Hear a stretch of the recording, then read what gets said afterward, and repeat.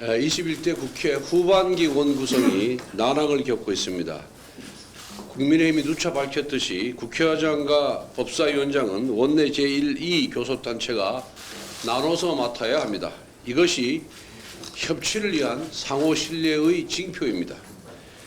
국회의장과 법사위원장의 독식은 입법 폭주의 구조적 원인이었습니다. 원인을 제거해야 협치가 가능합니다. 민주당은 이러한 간단한 이치를 부정하며 국회의장 우선 선출을 반복하고 있습니다. 국회의장과 법사위를 시간차로 독식하려는 의도라고밖에 볼 수 없습니다. 지금 국회에는 긴급한 민생 현안이 산적해 있습니다. 후반기 원구성을 서둘러야 합니다. 어제 국민의힘은 우선적으로 상임위 간사단을 발표했습니다. 민주당이 법사위원장만 양보하면 원구성이 일사천리로 진행될 것입니다. 민주당은 지방선거 패배 이후 혁신과 쇄신, 반성을 외치고 있습니다. 그러나 중요한 것은 행동입니다. 민주당의 입법 폭주는 오만함의 극치였고 바로 그 오만함 때문에 국민의 심판을 받았던 것입니다. 민주당의 법사위 장악과 혁신은 결코 양립할 수 없습니다. 법사위원장을 내려놓는 것이야말로 오만의 정치를 그만두고 혁신을 시작하는 길입니다. 그럼에도 불구하고 민주당이 법사위를 장악하겠다는 아집은 여전히 오만의 정치를 계속하겠다는 뜻이며 여전히 극단주의자들에게 당이 휘둘리고 있다는 뜻입니다. 낡은 과거를 반복하면서 어떻게 혁신이 가능하겠습니까? 지금 민주당이 외치는 혁신의 구호는 유니콘과 같습니다. 오직 상상할 수 있을 뿐 결코 현실이 될 수 없습니다. 민주당이 헤이트 스피치 금지를 위한 집시법 개정안을 경쟁적으로 발의하고 있습니다. 문재인 전 대통령 사자업 시위를 막기 위함입니다. 표현의 자유를 넘어선 심한 욕설과 혐오를 조장하는 시위에는 단호히 반대합니다. 하지만 과연 민주당이 헤이트 스피치를 금지할 자격이 있는지는 의문입니다. 헤이트 스피치의 원조는 다름 아닌 민주당의 강성 지지층입니다. 문재인 전 대통령, 이재명 의원 등 유력 정치인을 비판하거나 당론을 반대하는 의견에는 어김없이 18원 후원금과 문자 폭탄이 쏟아졌습니다. 최근 이재명 의원의 재보궐선거 출마를 비판한 민주당 중진위원 사무실 앞에는 조롱과 비판이 가득 담긴 대자보가 붙었습니다. 과거 문재인 전 대통령은 이 같은 행태를 양념이라고 비유하기도 했습니다. 내가 하면 양념이고 남이 하면 혐오입니까? 민주당이 문자폭탄에는 말 한마디 못하면서 표현의 자유를 침해할 소지가 있는 집시법 개정에 나선다면 또다시 내로남불이라는 비판에 직면하게 될 것입니다. 민주당은 정치 혐오를 조장하는 강성 편덤 정치와 먼저 결별해야 합니다. 지방선거 승리를 했다고 저는 완벽한 정권 교체가 이루어졌다고 보지 않습니다. 지난번에 우리 국민들께서 다 보셨지만 그 검수완박 법안 처리할 때 그 민주당의 다수당의 힘을 보시지 않았습니까? 아직 국회는 정권 교체가 이루어지지 않았습니다. 윤석열 정부의 성공을 위해서 사실 국회가 다수당이 되어야 됩니다. 집권 여당이. 그래야 안정적인 그 정책을 펼 수 있는 것도 다 아시지 않습니까? 우리는 절반의 승리입니다. 완벽한 승리를 위해서는 2년 후 총선에서 다수당이 돼야 됩니다. 그러기 위해서는 혁신을 해야 합니다. 그래서 이 혁신이라는 단어를 한시라도 잊지 않았으면 좋겠습니다. 이상입니다. 말씀드리겠습니다. 당에서 오랜 기간 활동한 선배 정치인께서 당 지도부의 올바른 행보를 위해 충고의 목소리를 내시는 건 당연한 일이고 겸허히 받아들여야 할 부분입니다. 그러나 명분이 부족한 충고는 충고가 아닌 당 지도부 흔들기로 보일 뿐입니다.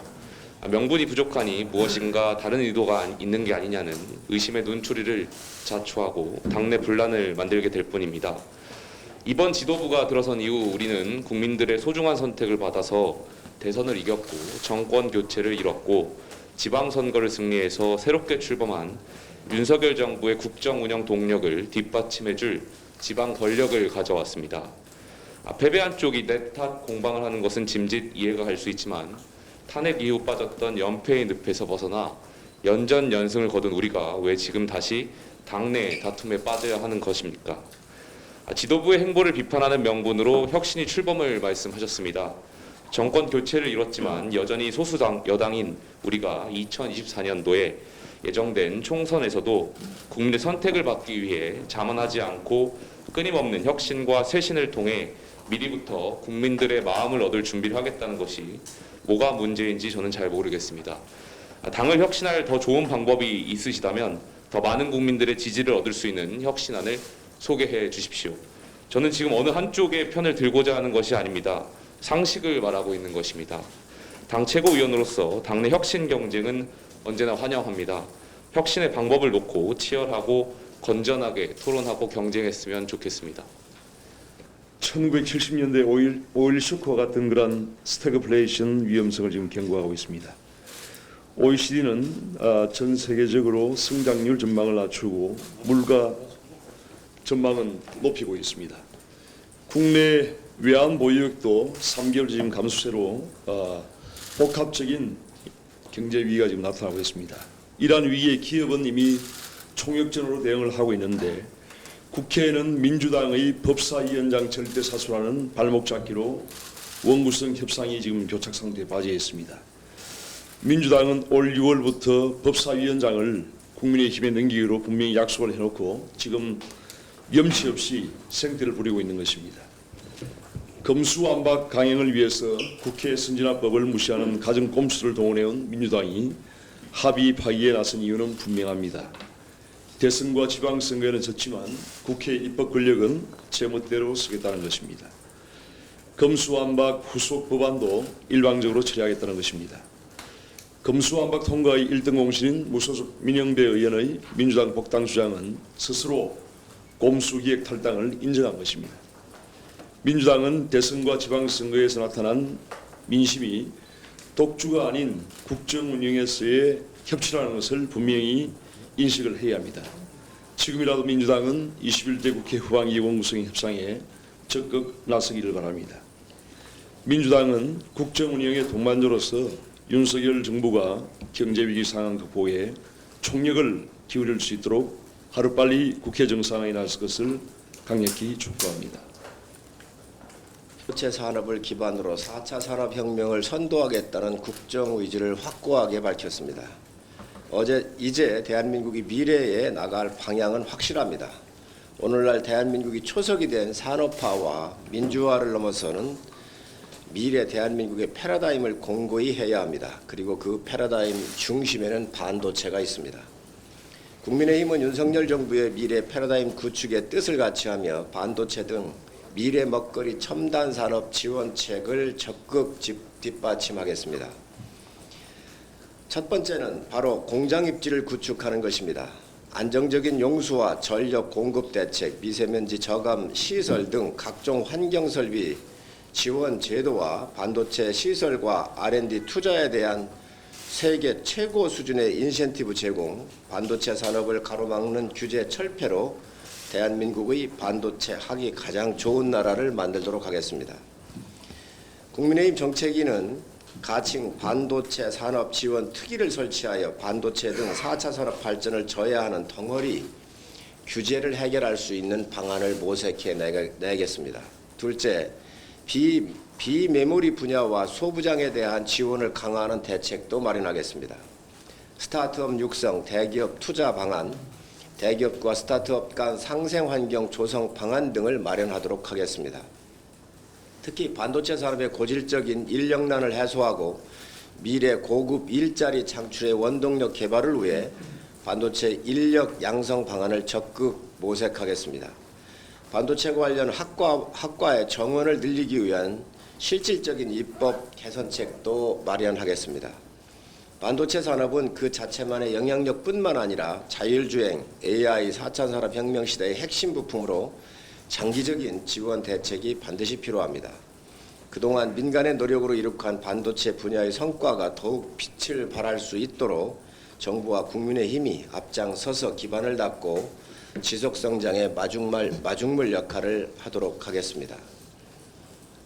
문재인 정부가 탈원전 정책으로 전기료가 폭등할 수 있다는 내용의 보고서를 임기 내내 묵살하고 공개하지 않았다는 언론 보도가 나왔습니다.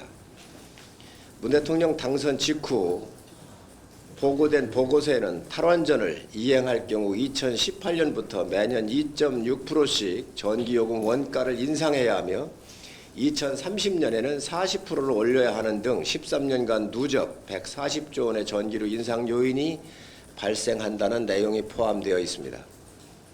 대선 2개월 전부터 작성된 이 보고서는 탈원전 정책이 막대한 전기요금 인상으로 이어져 국민에게 큰 부담이 될 것을 분명히 경고하고 있었습니다. 하지만 문재인 정부는 보고서 내용을 철저히 묵살하고 국민들이 우려한 탈원전 정책을 강행했습니다. 고리원전 1호기 폐쇄, 월성 1호기 조기 폐쇄, 한비 4호기 가동 중지, 신한울 3, 4호기 건설 중단, 신규 원전 계획을 백지화시켰습니다.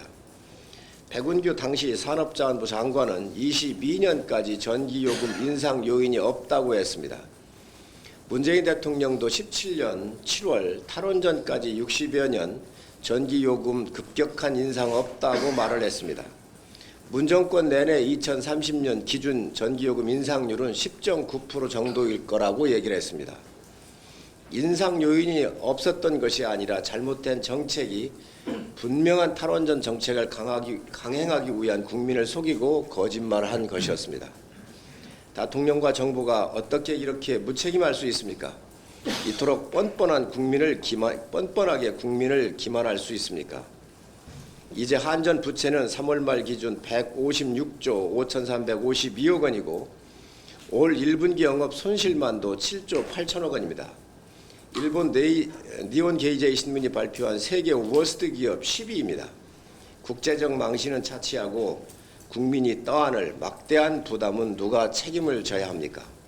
문재인 정권은 애초 무리한 탈원전 정책을 고집 피우지 않고 전기 요금 인상 요인을 연도별로 순차적으로 반영을 했었어야 합니다. 정권의 무책임한 이념적 집착이 국민의 고통이 되고 말았습니다. 다시는 이런 일이 되풀이되어서는 안 되겠습니다. 물가 인상으로 인한 국민 고통이 막중합니다. 국민의힘은 국민들의 고통과 부담을 최소화할 수 있는 모든 방법을 강구하겠습니다.